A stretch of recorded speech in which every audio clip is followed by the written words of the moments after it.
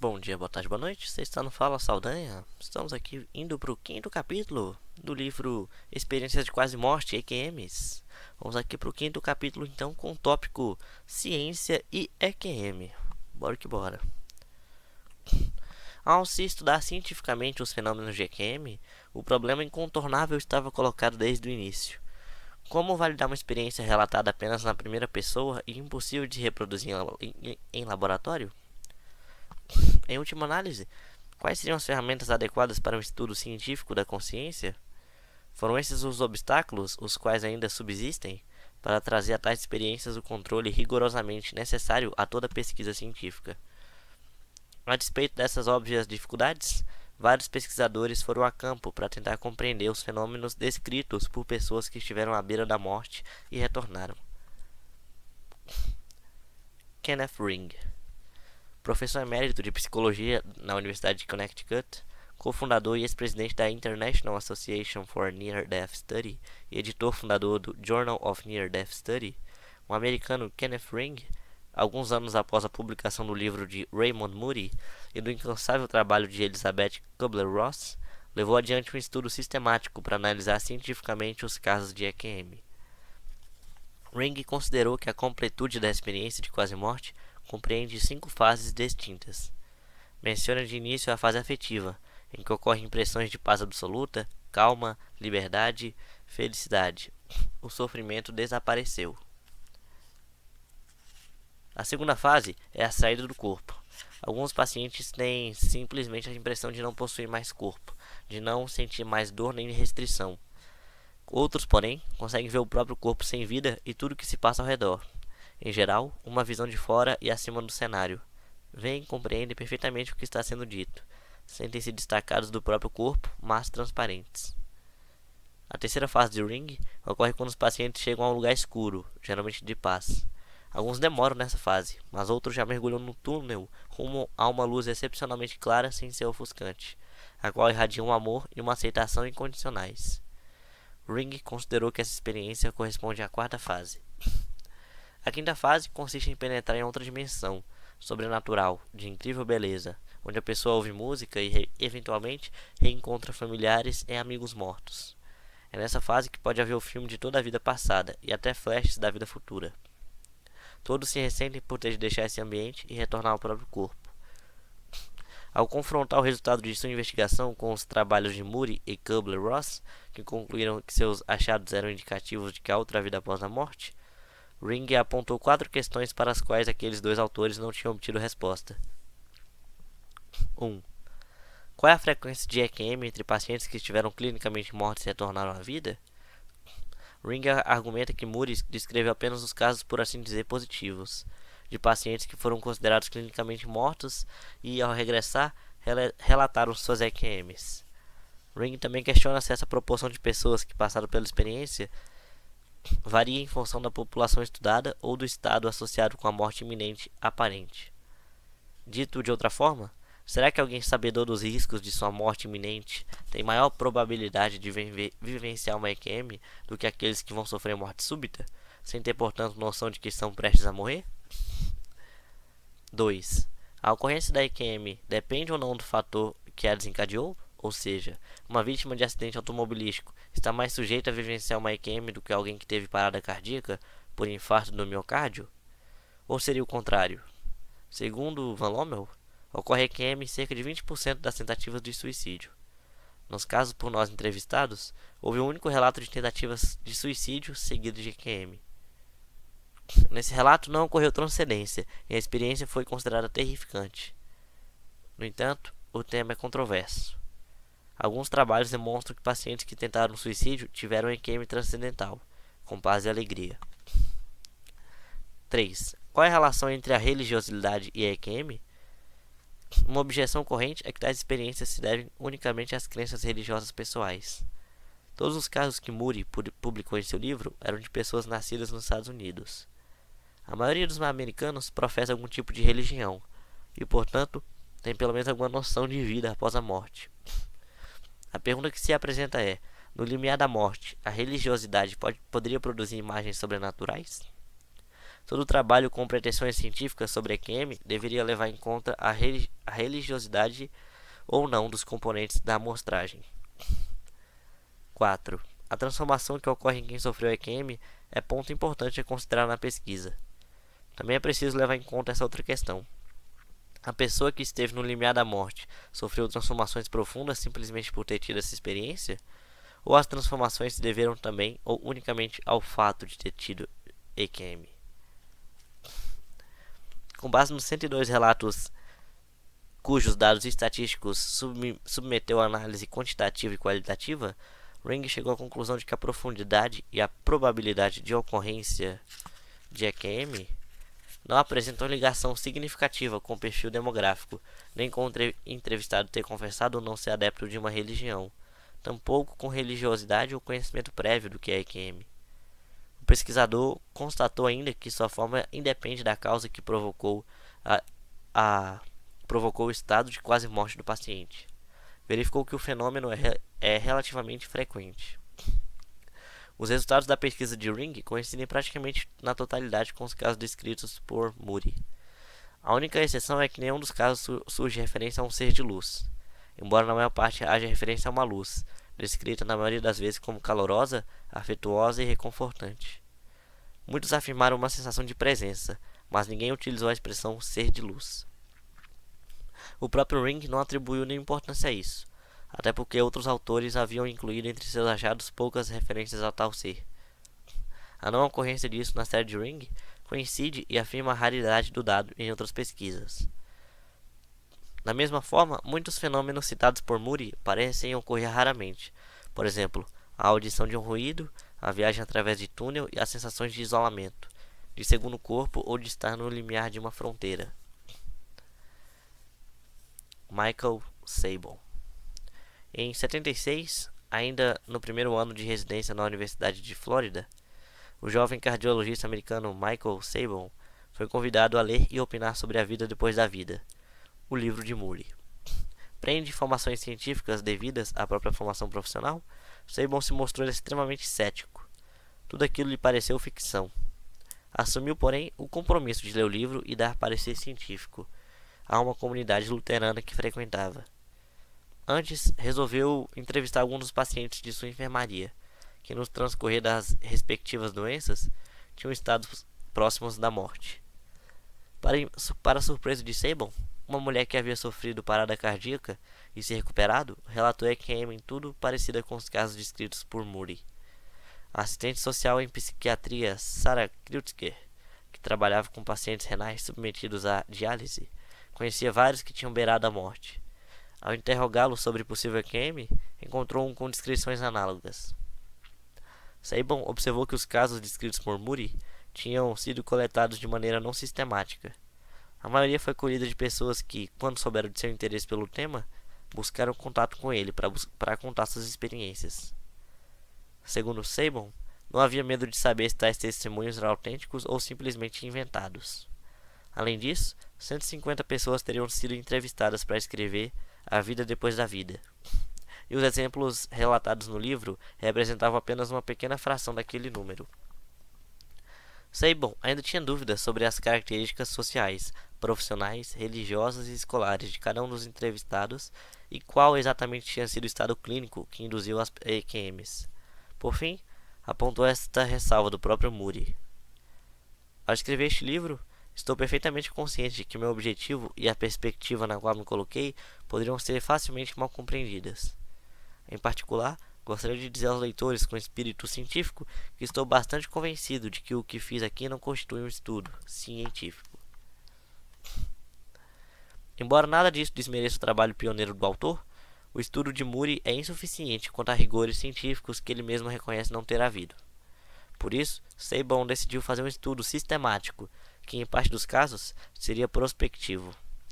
Ao longo dos anos seguintes, entrevistou 116 pessoas, que sobreviveram depois de ter sido consideradas quase mortas, e em 82 publicou Recollections of Death, Recordações da Morte. Em 10 dessas pessoas, o episódio tinha ocorrido durante anestesia geral em cirurgia de grande monta. Na análise final, Sabol excluiu esses casos, restando, portanto, 106 para sua análise. Desses, 78 foram recrutados por estudo prospectivo. Sobre eles, a única informação prévia à entrevista era o fato de que todos tinham sobrevivido a algum episódio de inconsciência, no qual quase morreram em contexto não cirúrgico.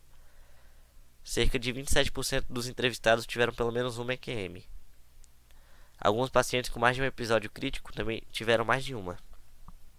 A conclusão final de Sabon é que EQMs são bastante comuns em pacientes que sobreviveram a alguma situação crítica.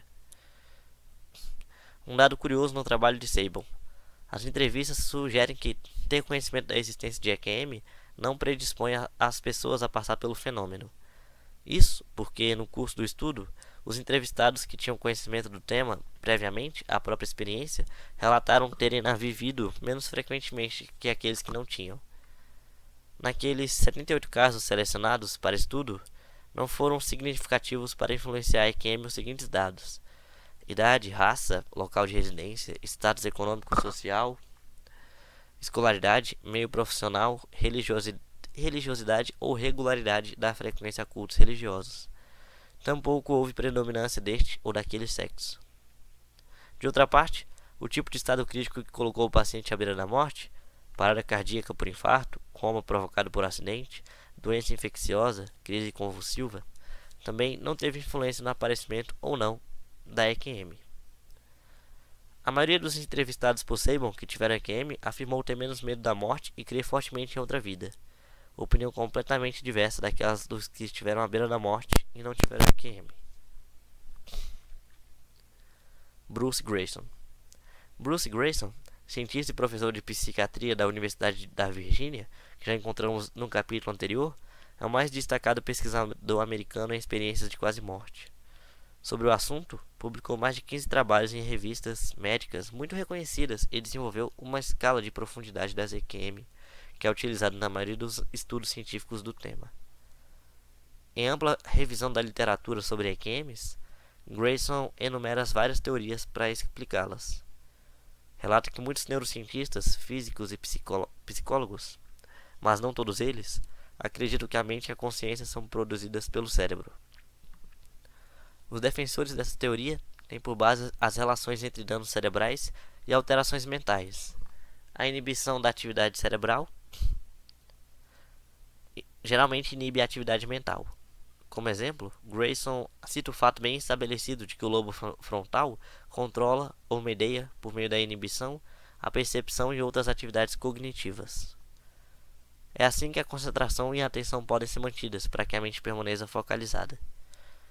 Greyson realça ainda o fato, igualmente bem estabelecido, de que danos em áreas específicas do cérebro perturbam vários aspectos da consciência e da atividade mental, inclusive o pensamento, a fala e a consciência da imagem corporal.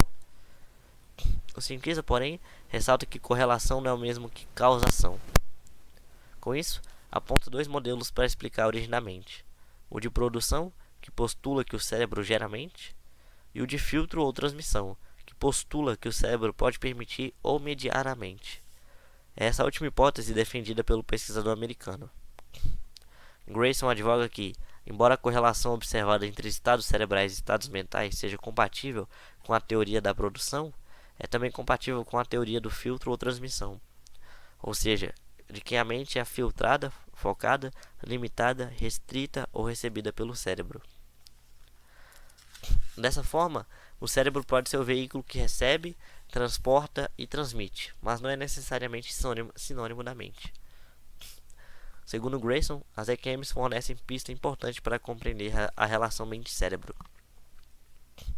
Se a mente, a consciência, é mantida durante a morte clínica, isso indicaria de que a mente é tão somente dependente do cérebro, assim como uma transmissão de rádio depende de um receptor e uma unidade de transmissão. Mas não é nenhuma dessas coisas. De outra parte, afirma, dezenas de casos relatados na literatura médica no decorrer de séculos têm documentado o fenômeno da lucidez terminal, o inexplicável retorno de clareza mental e memória, pouco antes da morte em pacientes que durante anos sofreram de esquizofrenia crônica ou demência. Essa paradoxal clareza mental aprimorada enquanto as funções cerebrais se deterioram sugere certa independência da mente perante o cérebro. Da mesma forma, as EQMs, profundas experiências subjetivas que o homem relata quando está próximo da morte e que representam um desafio para o modelo materialista de produção da mente-cérebro. Na experiência de vários autores, e na minha, ao entrevistar mais de 100 pacientes que vivenciaram pelo menos uma EQM, uma das mais impressionantes constatações é que a vasta maioria das pessoas diz ter perdido completamente o medo da morte e adquirido com a experiência a certeza de que sobreviverão à morte física. A suposição hegemônica é que, para uma visão científica das relações mente-cérebro, a hipótese de sobrevivência após a morte associada às EQMs nada mais é do que a alucinação resultante de processos fisiológicos ou psicológicos. No entanto, vimos que vários pesquisadores do assunto se contrapõem a tal suposição. Eles, ao contrário do que acredita a vasta maioria dos cientistas e filósofos, alegam que as correlações dos processos mentais com os biológicos não implicam necessariamente que os primeiros derivem e sejam inteiramente dependentes dos últimos. Os mesmos pesquisadores não hegemônicos observaram de perto as inadequações das explicações fisiológicas e psicológicas que foram propostas até agora. Um dos casos descritos por Emily Williams Cook, Bruce Greyson e Ian Stevenson, em 98, é o de Al Sullivan, que 10 anos antes sofreu uma operação cardíaca de emergência. Segundo seu testemunho, Sullivan, assim que recuperou a consciência e o tubo lhe foi retirado da garganta para que pudesse falar, disse ao cardiologista Anthony LaSala o que havia observado durante a cirurgia. A primeira reação de LaSala foi atribuir a experiência às drogas usadas na anestesia. Em seguida, porém, Sullivan descreveu ter visto o cirurgião cardíaco Hiroyoshi Takata bater os braços dobrados como se tentasse voar. Nessa altura do relato, ainda segundo Sullivan, LaSala arregalou os olhos e perguntou quem tinha lhe contado isso. Quando Sullivan respondeu que ele mesmo tinha visto, pairando acima do próprio corpo na sala de cirurgia, LaSala explicou que aquele gesto era hábito de Takata. Como já estava usando roupas e luvas estéreis, o cirurgião, para evitar contato com o paciente que ia sendo preparado, colocava as palmas das mãos sobre o peito e dava instruções aos assistentes apontando com os cotovelos. Bruce Greyson interrogou LaSala para saber mais detalhes. O cardiologista confirmou que era hábito de Takata colocar as mãos estéreis sobre o peito e apontar com os cotovelos e disse que não conhecia nenhum outro cirurgião com o mesmo comportamento. Como o início da cirurgia ocorrera com anestesia local, Greyson ficou imaginando se Sullivan não teria presenciado a cena dos cotovelos quando ainda não estava anestesiado. Sullivan, então solicitado a descrever em detalhe o que tinha visto, afirmou que observara os movimentos do cirurgião quando já estava com o peito aberto e afastado por braçadeiras de metal, e que do alto viu também 2 outros cirurgiões trabalharem em sua perna. Recordava-se de ter ficado confuso, sem saber o que estariam fazendo, já que o problema era no coração. Só depois do primeiro depoimento, soube que os cirurgiões removiam a veia da perna para fazer a ponte de safena, que restabeleceria a circulação no coração. Uma das contribuições de Bruce Greyson para o estudo das EQMs foi ter sistematizado as perguntas a fazer nos questionários, quantificando-as para estabelecer o que deveria ou não ser considerado EQM. Na escala de Greyson, esses valores oscilam de 0 a 2, conforme a intensidade da experiência. Como já mencionamos em nota, foi essa a escala que utilizamos para avaliar os casos que entrevistamos. O tempo pareceu ter acelerado ou ter passado mais devagar? Não. O tempo pareceu ter passado mais rápido ou mais devagar do que o habitual? Tudo pareceu estar acontecendo de uma só vez. O tempo parou ou perdeu todo o significado. Seus pensamentos ficaram mais rápidos? Não. Mais rápidos que o habitual? Incrivelmente rápidos. Cenas do passado retornaram à sua mente? Não. Lembrei-me de muitos acontecimentos passados. Meu passado passou como um filme diante de mim, fora de meu controle. Subitamente, você pareceu compreender tudo? Não. Tudo a meu respeito ou a respeito dos outros? Tudo sobre o universo. Você experimentou paz e bem-estar? Não. Alívio ou calma? Incrível paz e bem-estar. Você teve um sentimento de alegria? Não. alegria, incrível felicidade. Você teve sentimento de harmonia ou de unidade com o universo? Não. Não. Não me senti mais em conflito com a natureza. Eu me senti um só ou uno com o mundo. Você viu uma luz brilhante ou sentiu-se rodeado por ela? Não. Uma luz com brilho incomum. Uma luz claramente mística ou de outro mundo. Seus sentidos estavam mais aguçados que o habitual?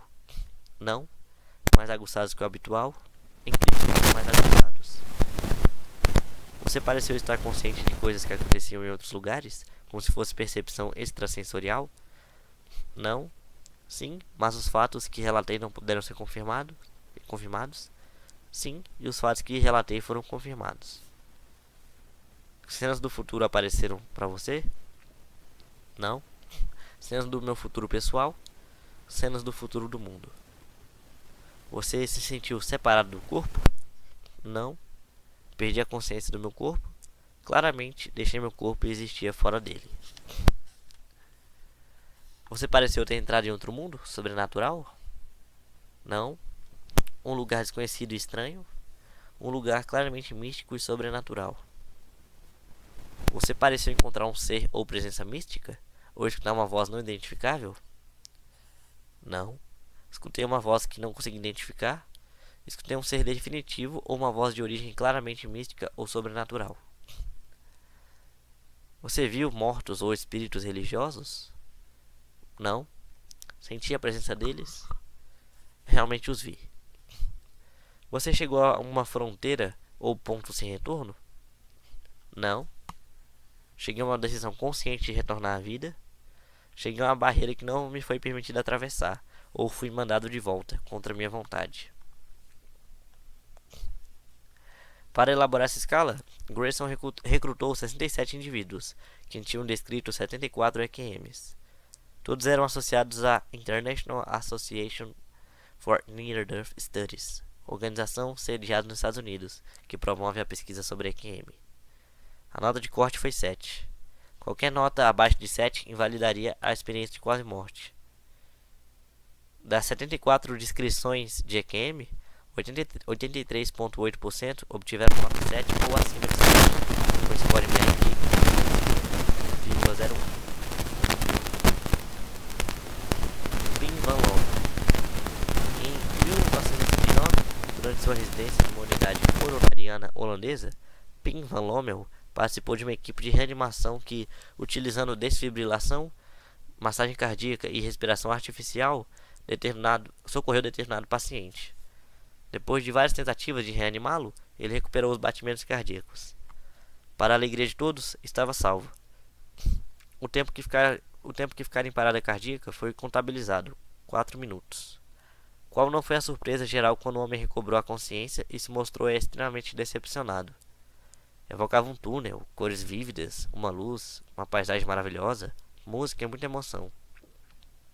Na época, não existia a expressão experiência de quase morte.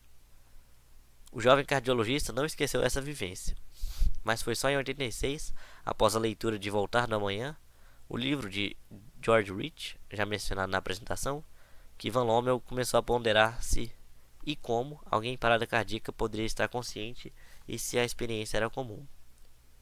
A partir de então, para saber se guardavam lembranças do período em que estiveram com o coração parado, interrogou sistematicamente, já mencionamos, 344 pacientes que tinham sido reanimados. Ao fim de 2 anos, depois de ter inquirido quase 50 de tais pacientes, constatou que 12 haviam apresentado EQM.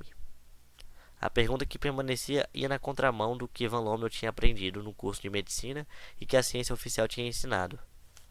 É possível alguém em parada cardíaca preservar a consciência? Durante uma parada cardíaca, os pacientes são considerados clinicamente mortos. Morte clínica é definida como um período de inconsciência provocado pelo aporte insuficiente de oxigênio ao cérebro, anóxia, seguido de interrupção da circulação sanguínea, da respiração ou de ambas. Se o procedimento de reanimação não for realizado de imediato, as células cerebrais sofrerão danos irreparáveis em 5 a 10 minutos, e o paciente quase sempre estará morto, mesmo que o ritmo cardíaco venha a ser restabelecido mais tarde. O segundo estudo que Van Lommel desenvolveu começou em 88 e envolveu 10 hospitais na Holanda. Todos os pacientes tinham sofrido parada cardíaca dentro ou fora do hospital. Todos tinham sido submetidos a eletrocardiograma, exame que possibilita registrar a atividade elétrica do coração durante aquele atendimento de urgência. Quando fora do hospital, o ECG foi feito na ambulância.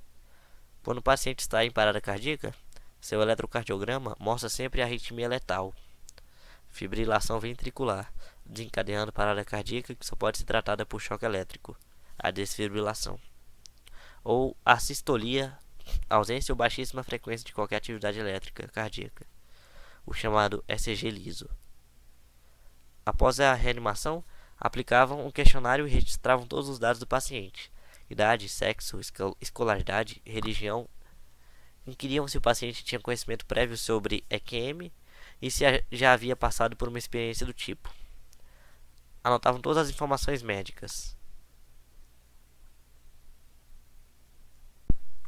duração da parada cardíaca, duração da inconsciência, número de tentativas de reanimação necessárias, natureza exata da arritmia cardíaca, se ocorrer intubação por causa de coma prolongado consequente a uma reanimação complicada.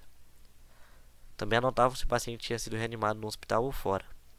E nesse último caso, se a parada tinha ocorrido durante um procedimento cardíaco, como o cateterismo, se o paciente estava simplesmente em repouso no leito, e quanto tempo tinha decorrido entre a detecção da parada cardíaca e o procedimento de reabilitação, e quanto este tinha durado. Era a primeira crise cardíaca do paciente ou ele enfrentara outra? Que medicamentos foram utilizados antes, durante e após a parada cardíaca? Em quais dosagens? Quando o paciente permanece longo tempo sob respiração artificial, injetam-se frequentemente produtos muito potentes, que podem mantê-lo em coma por períodos prolongados. Contabilizavam também o período entre a reanimação e a entrevista. Foram necessários 10 anos para a conclusão do estudo. Os pacientes eram entrevistados em média 5 ou 6 dias após a reanimação e reentrevistados 4 a 8 anos depois. Um grupo controle foi constituído daqueles pacientes do mesmo sexo e faixa etária que tiveram parada cardíaca. Foram reanimados, mas não tiveram EQM. Estes foram comparados com o grupo dos que tiveram. O objetivo era saber se as transformações sofridas pelas pessoas que sofreram parada cardíaca deviam-se à simples sobrevivência ou à EQM. A primeira entrevista era sempre informal e começava por essa pergunta: você tem alguma lembrança do período em que esteve em parada cardíaca? Se a resposta fosse positiva, a entrevista prosseguia e era registrada. O método trouxe alguns inconvenientes. Caso o paciente respondesse apenas "pensei que ia morrer", era classificado como possível EQM, mas com nota baixa. Anos depois, quando novamente entrevistado, costumava-se concluir que o paciente não havia tido uma verdadeira EQM.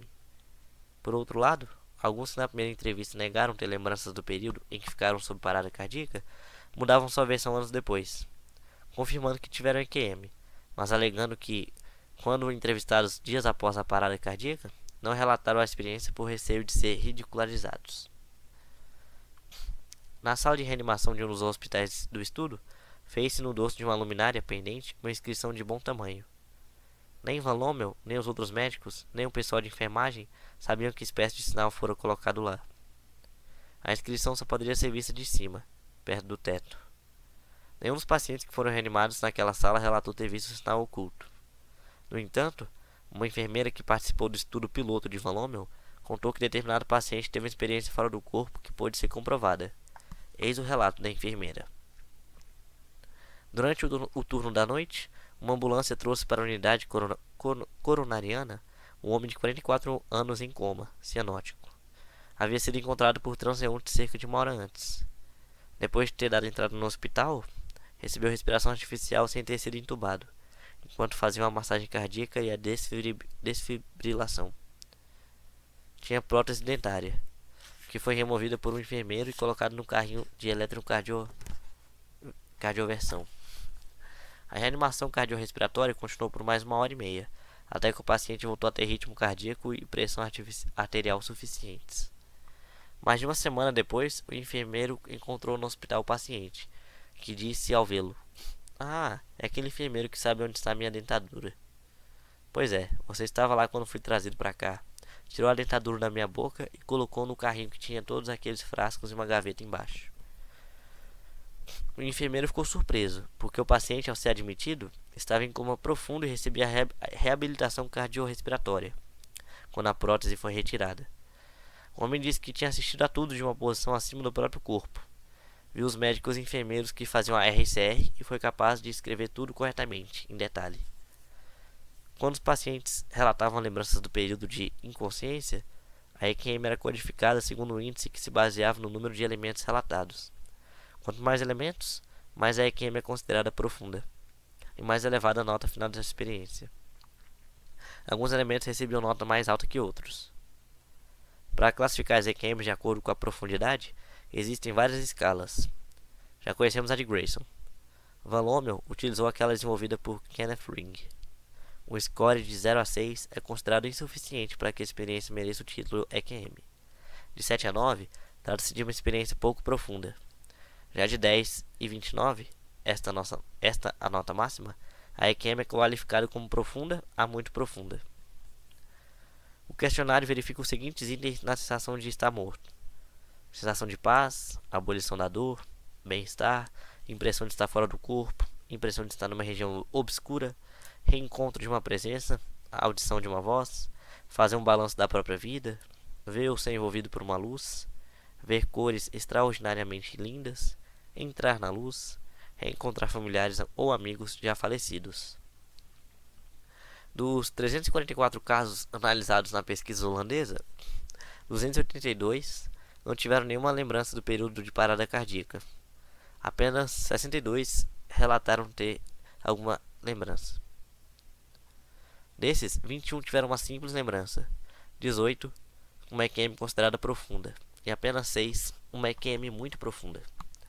Para Van Lommel e sua equipe, uma pergunta ficou sem resposta: por que algumas pessoas têm lembranças do período de quase morte e a maioria não as tem?